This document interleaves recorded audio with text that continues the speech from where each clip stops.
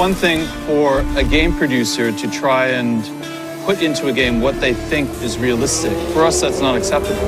We are going to use professional racing drivers to tell us this is what it's like to drive a car. If they're not happy with it, we're going to make changes. We've had several racing drivers working on Shift 2 Unleashed. Tommy Milner has given a lot of feedback. Vaughn Gittin Jr. helped to shape the drifting experience. And Edward Sandstrom has been instrumental in setting up all the cars. Racing isn't sterile, it's gritty, it's violent, it's exhausting. We wanted to immerse players into that real environment. Team Need for Speed is a testing platform for us to understand what it's like to drive racing cars. Everything that we learned through operating the team is put back into the game.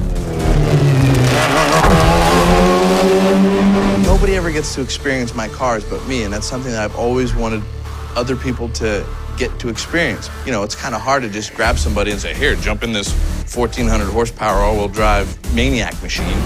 But something like this, you guys have actually captured what it's like, the sound, visual. You can see everything that's going on, seeing the fireballs come out of the exhaust and the hood. To me, it's amazing. We have the most advanced physics system ever released in a racing game. What we're doing this time is putting telemetry directly into the game. Here we've got the tire temperature and suspension information. The size of the circles indicates the amount of weight on each wheel. The color of circle indicates the amount of grip remaining. If I go over some grass here, you'll see that green square moving up and down. That's dynamic and real time. We're measuring this 360 times per second. The realism of the actual tracks, what we as drivers actually see, is the most amazing thing. Driving at night feels like you're going twice as fast. You lose almost all your references, and you just sort of drive blind at that point.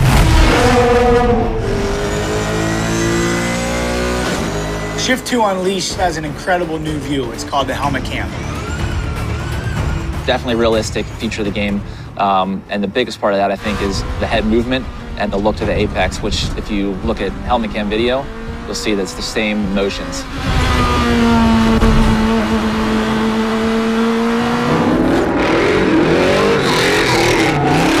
In drifting, we're actually looking out the side windows. So once the car gets sideways and you're turning, you move your head to see where you're going. It's very realistic, really puts you in the driver's seat. Your palms get sweaty and you feel adrenaline. That's very incredible for a game to accomplish.